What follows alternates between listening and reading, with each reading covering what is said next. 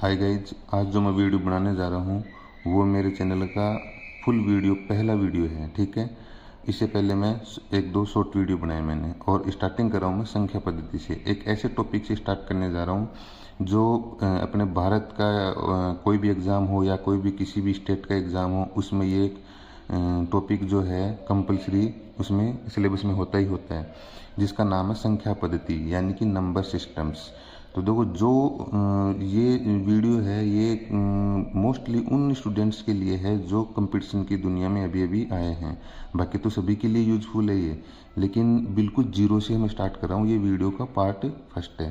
तो देखो, जैसे कि आप देख पा रहे हैं, संख्या पद्धति नंबर सिस्टम। संख्या पद्धति के बारे में थोड़ा सा मैं बता देता हूँ। संख्या पद्धति जो होती है वो मुख्यतः 4 प्रकार की होती है, जिसमें दशमलव पद्धति होता है, बाइनरी पद्धति, ऑक्टल पद्धति, हेक्सा पद्धति। ठीक है, अंकगणित में जिस पद्धति का उपयोग किया जाता है वो होती है दशमलव पद्धति। ठीक है, जो कि भारत में अधिकतर इसी पद्धति का काम उपयोग किया जाता है। दशमलव पद्धति क्या होती है उसको अपन डिटेल से पढ़ते हैं। ठीक है, दशमलव पद्धति में संख्याओं को लिखने के लिए 10 प्रतीकों संकेतों का उपयोग किया जाता है। ठीक है, इन संकेतों को जो 10 संकेत अपन काम में लेते हैं दशमलव पद्धति में, उन्हीं संकेतों को अपन अंक कहते हैं। क्या कहते हैं? अंक। ठीक है, अब ये 10 प्रतीक कौन कौन से होते हैं वो मैं आपको बता रहा हूँ। देखो, यह 10 प्रतीक या अंक निम्न है। कौन कौन से होते हैं? 0, 1, 2, 3, 4, 5, 6, 7, 8, 9। अब जैसे कि आप देख पा रहे हैं, आज तक अपन ने जैसे भी मैथ पढ़ी है उनमें जितनी भी संख्याएं होती हैं उन सभी संख्याओं में इन्हीं जो 10 प्रतीक या 10 अंक हैं उन्हीं से मिलकर ये संख्याएं बनी होती हैं। ठीक है, अब जैसे कि आप इसके बाद देख पा रहे हैं संख्या कैसे बनती है। जब अंकों को समूह में लिखा जाता है तो वे संख्याएं बनती हैं। जैसे मैंने यहाँ पे जैसे 5, 0, 4, 8 ये अलग अलग अंक हैं, 5, 0, 4, 8, लेकिन इनको जब एक साथ समूह में लिखा तो ये क्या बन गया? इकाई, दहाई, सैकड़ों, हजार, यानी कि 5048 एक संख्या बन गई। ठीक है, उसी प्रकार से अंक 1, 0, 2, 7 को मैंने एक साथ लिखा तो कौन सी संख्या बन गई? 1027। ठीक है, उसी प्रकार से यहाँ पे काफ़ी बड़ी संख्या लिखी हुई है जिसमें 1, 0, 2, 4, 5, 8, 3 ये अलग अलग प्रकार के अंक हैं जो जिनको एक साथ लिखा है तो कौन सी संख्या बनी है? इकाई, दहाई, सैकड़ों, हजार, 10,000, लाख, 10 लाख, यानी कि 38,54,201 ये संख्या बनी है। ठीक है, इस प्रकार से अंकों को जब एक साथ लिखा जाता है, समूह के रूप में लिखा जाता है तो संख्याएं बनती हैं। अब देखो नीचे क्या लिखा हुआ है, किसी भी संख्या, यानी कि एक इम्पोर्टेंट बात है जो ये नोट लगा के लिखा हुआ है, एक इम्पोर्टेंट बात है कि किसी भी संख्या को लिखते समय दाएं से बाईं ओर लिखी जाती है। दाएं से बाईं ओर, जैसे कि मान लो एग्जांपल के तौर पर यही संख्या देखते हैं, ये इसकी दाईं साइड है, ये बाईं है, तो हमेशा इधर से इधर दाईं साइड से बाईं साइड की ओर, जैसे कि मैं आगे डिटेल में बताऊंगा इसको।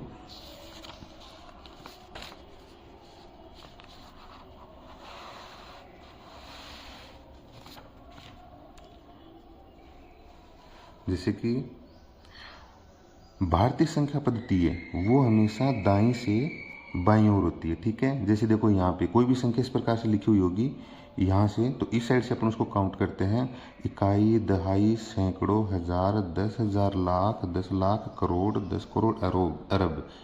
इसी तरीके से और भी आगे होती है। ठीक है, अब जैसे एग्जाम्पल के तौर पे कोई संख्या लिखी हुई है यहाँ पे जिसमें 5, 6, 8, 3, 4 ये काफ़ी अलग अलग अंक है जिनको एक साथ लिखने पर एक संख्या बन गई। कौन सी संख्या बनी? 56,834। तो इसमें जब इसको पढ़ते हैं अपन तो कैसे पढ़ते हैं? इकाई, इसमें इकाई क्या है? 4, दहाई क्या है? 3, 8 क्या है? सैकड़ा, और 6 क्या है? हजार, और 5 क्या है? 10,000। ठीक है, 5 क्या है? 10,000। इसी प्रकार से अब आगे देखते हैं अपन, इसी के आधार पे जातीय मान वगैरह की आगे डिटेल पढ़ते हैं। देखो, जैसे अब संख्या पद्धति के बारे में थोड़ा बहुत अपन ने इंट्रोडक्शन लिया। अब उसके बाद में देखो टॉपिक आता है जातीय मान और स्थानीय मान। ये टॉपिक भी एक अलग से सिलेबस में जोड़ा जाता है, जबकि होता है संख्या पद्धति का ही एक पार्ट है, face value and palace value. ठीक है, जातीय मान क्या होता है? जातीय मान होता है कि कि किसी भी संख्या के अंकों का जातीय मान वही होता है जो उस अंक का नाम होता है। यानी कि इसको अपन क्या बोलते हैं, 4 बोलते हैं, तो इसका जातीय मान भी 4 ही होता है। ठीक है। और इस जैसे ये 5 है, अंक 5 है, इसका जातीय मान भी 5 है। यानी कि जिस अंक को जिस नाम से अपन पुकारते हैं वही उसका जातीय मान होता है। ठीक है। इसी प्रकार से देखो 3 है, 3 का जातीय मान 3 हो गया। 5 है, 5 का जातीय मान 5। और यहाँ पे मैंने 4 लिखा है, इसको आप 5 पढ़िएगा। ठीक है। क्या पढ़ना है इसको, 5। ठीक है ना। अब देखो स्थानीय मान क्या होता है। स्थानीय मान होता है, स्थानीय मान देखो जातीय मान तो वही होता है जो उस संख्या का नाम होता है, लेकिन स्थानीय मान थोड़ा ध्यान से समझिएगा। स्थानीय मान में क्या प्रॉब्लम्स आती हैं। स्थानीय मान जो होता है किसी भी संख्या के अंकों का स्थानीय मान उस संख्या में स्थित उसके स्थान के अनुसार तय होता है। यानी कि हर अंक का स्थानीय मान परिस्थिति के अनुसार बदलता रहता है। कैसे, स्थानीय मान हमेशा 1, 10, 100, 1000 के गुणांक में होता है। अब वो कैसे गुणांक में होता है मैं आगे बताता हूँ। देखो जैसे यहाँ पे एक संख्या लिखी हुई है, इकाई, दहाई, सैकड़ों, हजार, 10,000, यानी कि 95,381। अब इसके अंदर जो 1 है, 1 का जातीय मान तो 1 ही होता है, लेकिन 1 का स्थानीय मान 1 इंटू 1, यहाँ पे इंटू 1, इस 1 को इंटू 1 क्यों किया, क्योंकि इकाई पे है, इकाई का मतलब 1 होता है, इसलिए 1 से इंटू किया और मल्टीप्लाई करने के बाद में जो होगा वही उसका स्थानीय मान होगा। तो 1 को 1 से इंटू किया, 1 आया, इसलिए इसका स्थानीय मान कितना होगा, 1। ठीक इसी प्रकार से 8 है। ठीक है। 8 का स्थानीय मान, अब 8 का स्थानीय मान, 8 का स्थान कौन सा है, इकाई, दहाई, यानी दहाई पे है, तो दहाई है इसलिए इसको 10 से गुना किया, तो 8 को 10 से गुना करने पे कितना हो गया, 80। तो यहाँ पे 8 का स्थानीय मान जो है वो 80 है। ठीक है। लेकिन अगर जातीय मान की बात करें तो 8 का जातीय मान 8 ही होगा, लेकिन स्थानीय मान कितना होगा, 80 होगा। ठीक है। इसी प्रकार 3 इकाई, दहाई, सैकड़ों पे है, तो इसलिए 3 का स्थानीय मान निकालने के लिए इसको सैकड़ों से यानी कि 100 से गुना कर देंगे, तो इसका स्थानीय मान कितना हो गया, 300 हो जाएगा। ठीक है। इसी प्रकार इकाई, दहाई, सैकड़ों, 1000, 5 तक 1000 हो रहा है, तो 5 को 1000 से गुणा करने के बाद में जो अपने को प्राप्त होगा वो उसका स्थानीय मान होगा। यानी कि 5 को 1000 से गुणा किया तो 5000, तो इस संख्या में 5 का स्थानीय मान कितना है, 5000। ठीक है। इसी प्रकार से 9 का स्थानीय मान कितना है, इकाई, दहाई, सैकड़ों, 1000, 10,000, ये 10,000 के स्थान पे बैठा है, इसलिए 9 का स्थानीय मान कितना हो जाएगा, 9 इंटू 10,000 यानी कि 9000। यहाँ पे इस 9 की वैल्यू 9000 है। ठीक है। 5 की वैल्यू 5000 है, 3 की वैल्यू 300 है, 8 की वैल्यू 80 है और 1 की वैल्यू 1 है। तो जब इन 9000, 5000, 3000, 8000, 1000 को 9000, 5000, 300, 8 और 1 को जब जोड़ेंगे तो टोटल कौन सी संख्या बनेगी, 95,381 एक संख्या बनकर तैयार होगी। ठीक है। स्थानीय मान समझ में आया। अब देखते हैं अपन आगे।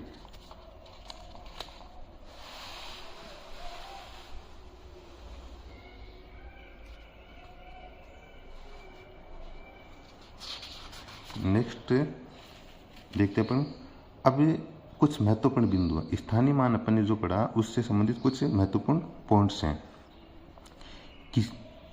किसी भी संख्या के इकाई कहाँ होता है, दाईं तरफ का प्रथम अंक। जैसे कि मैं आपको बताऊं, कोई संख्या लिखता हूं, जैसे यहाँ पे एग्जाम्पल के तौर पर, जैसे मान लो यहाँ पे मैंने 5, 9, 2, 4, 6 लिख दिया, तो इकाई तो यही होता है। तो इस संख्या की ये दाईं साइड है, ये बाईं साइड है, तो दाईं तरफ का प्रथम अंक, तो दाईं तरफ ये इसकी दाईं साइड है यहाँ पे, तो इसका प्रथम अंक होगा इकाई। तो किसी भी संख्या के इकाई के अंक का जातीय मान और स्थानीय मान समान होता है। ये बहुत इंपॉर्टेंट क्वेश्चन है, आपको ध्यान देना है। जब इसका 6 का जातीय मान क्या होगा, 6 का जातीय मान 6 ही होगा, क्योंकि जातीय मान वही होता है जिस अंक को जिस नाम से पुकारा जाता है वो उसका जातीय मान होता है। लेकिन जब इसका स्थानीय मान की बात करें तो स्थानीय मान जो होता है, मैंने आपको बताया कि किसी भी संख्या में कोई अंक का स्थानीय मान जब 6, इसका स्थान कौन सा है, इकाई का मतलब 1। स्थानीय मान ज्ञात करने के लिए उसके स्थान से मल्टीप्लाई करते हैं, तो यहाँ पे इसका स्थान इकाई है, इसलिए इकाई मतलब 1 से गुणा करेंगे तो 6। तो कोई भी संख्या होती है उसका कोई भी संख्या होती है उसके इकाई का जो अंक होता है उसका जातीय मान भी वही होता है और जो इसका स्थानीय मान होता है। यानी कि स्थानीय मान और जातीय मान दोनों क्या होते हैं, समान होते हैं। ये आपको ध्यान रखना है। ठीक है। उसके बाद में नेक्स्ट पॉइंट अपना है अंक शून्य का जातीय मान और स्थानीय मान सदैव शून्य ही होता है। ये बहुत इंपॉर्टेंट, बहुत एग्जाम में पूछा जाता है। ठीक है, जो अंक होता है शून्य, शून्य जो होता है उसका जातीय मान और स्थानीय मान वो उस सदैव क्या होता है, शून्य ही होता है। फिर चाहे वो संख्या में किसी भी स्थान पर हो, जैसे मान लो 9 5 0 8 3। ठीक है, अब इसके जो शून्य है यहाँ पे, ये जो शून्य दिया हुआ है, इसके जब जातीय मान की बात करेंगे अपन, जातीय मान की बात करेंगे तो जातीय मान तो शून्य होगा, क्योंकि जिस अंक को जिस नाम से पुकारा जाता है वो इसका जातीय मान होता है। लेकिन जब अब इसका जब स्थानीय मान की बात आएगी, स्थानीय मान जब इसका ज्ञात करेंगे तो शून्य का स्थानीय मान के लिए इस अंक को ये किस स्थान पे, उसी स्थान से गुणा करेंगे तो इकाई दाई सैकड़ों, यानी कि सैकड़ों यानी 100 के स्थान पर है तो इसको 100 से मल्टीप्लाई कर दो। लेकिन जब अपन जानते हैं कि संख्या चाहे कितनी भी बड़ी हो, लेकिन अगर उसको 0 से मल्टीप्लाई कर दिया, 0 से गुणा कर दिया तो उसका आंसर हमेशा 0 ही आता है। तो देखो यहाँ पे 0 यहाँ पे है, इसका जातीय मान भी 0 है, और 0 चाहे संख्या में यहाँ पे हो, चाहे यहाँ पे हो, चाहे यहाँ पे हो, कहीं भी हो, 0 किसी भी संख्या में कहीं भी हो, उसका स्थानीय मान हमेशा 0 ही होगा। जातीय मान तो 0 होता ही होता है। ठीक है, अब देखो नेक्स्ट पॉइंट है इसका, नेक्स्ट पॉइंट है किसी भी संख्या के सभी अंकों के स्थानीय मानों का योग उस संख्या के बराबर होता है। जैसे कि अभी मैं आपको बताऊं, समझ में नहीं आया तो एग्जाम्पल लेके करेंगे तो आपको 100% समझ में आएगा। जैसे कोई संख्या है यहाँ पे अपने पास 5 4 3 2 1। ठीक है, या चलो एक और ले लेते हैं 6। अब यहाँ पे जैसे मान लो 6 का स्थानीय मान,